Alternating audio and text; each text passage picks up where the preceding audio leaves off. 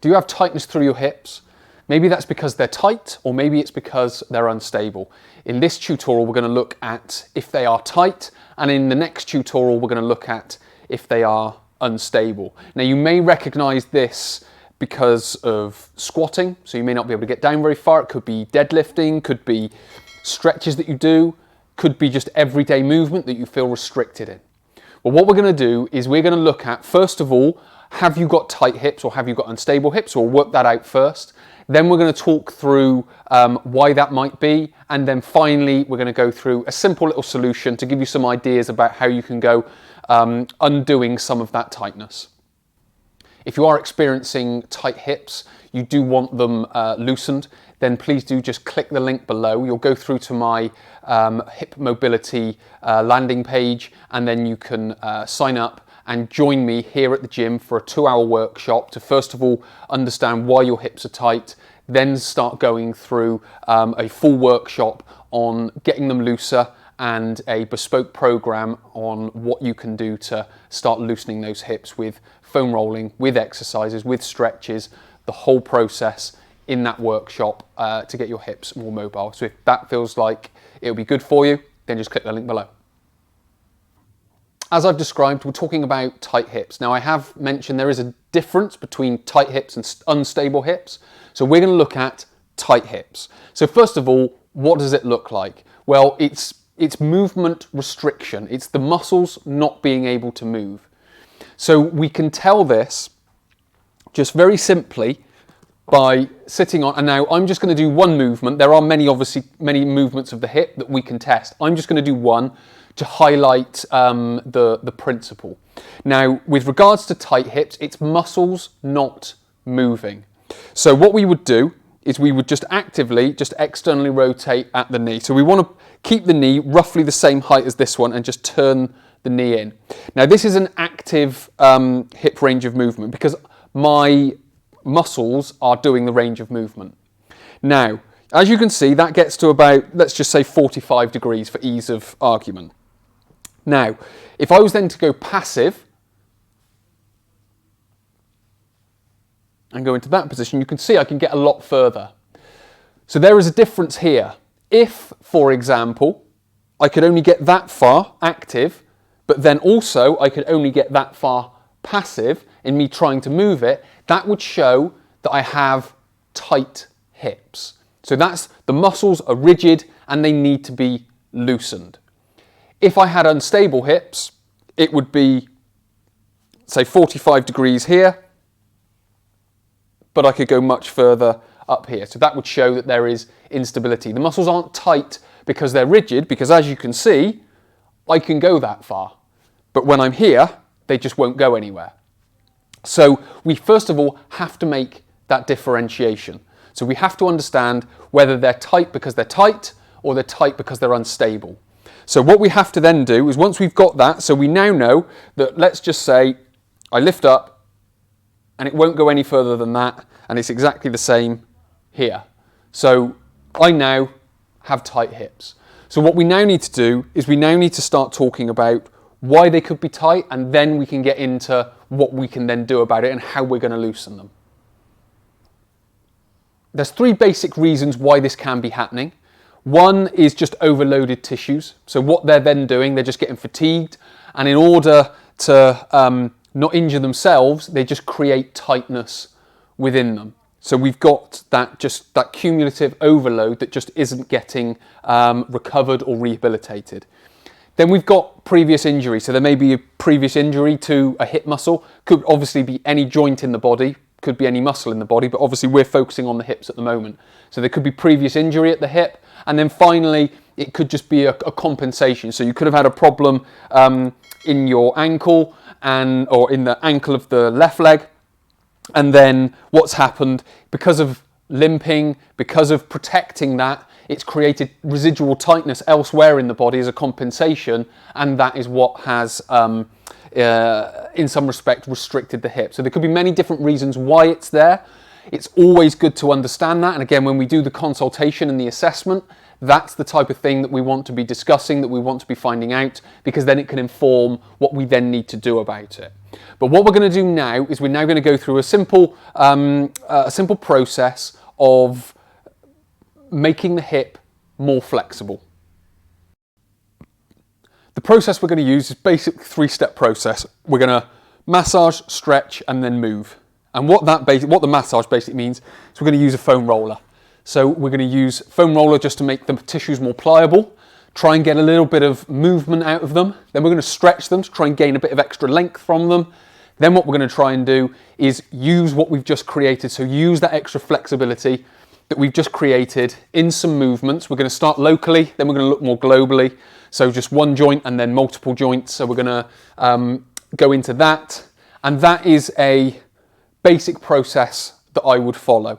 Obviously, depending on the hip mechanics, the shoulder mechanics, whatever the mechanics are telling me, will inform where we stretch, what muscles we stretch, what patterns we stretch, what patterns we move, so on and so forth. So this isn't a one-size-fits-all. This is just to highlight the process. And then if you were to come and see me at the gym for the workshop, then we would be able to go through a full bespoke workshop based on your mechanics and your flexibility or inflexibility.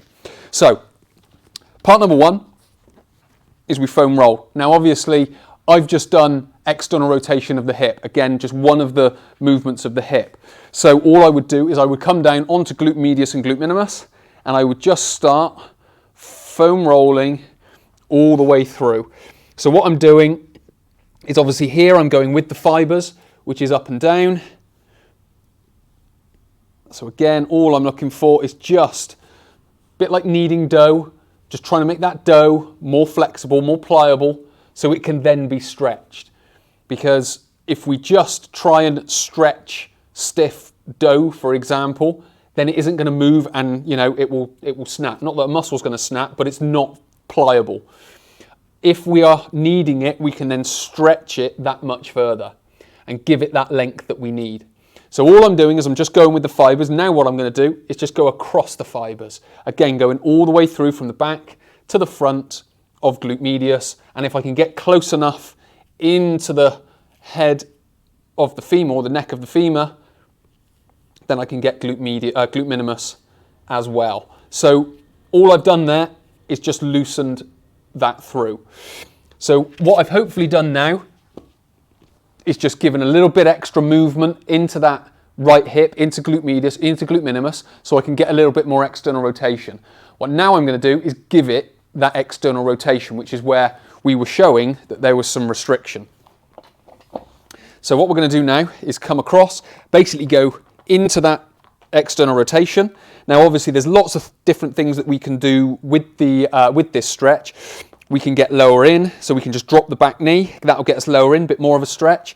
Or we can rotate our hips and get a little bit more of a stretch. There's lots of different things we can do. If you're struggling, keeping the leg on, you can just get your hand, and that will block the shin from sort of coming back towards you. So again, there's lots of different things that we can do here. So all that we've done, we've given it some more external rotation.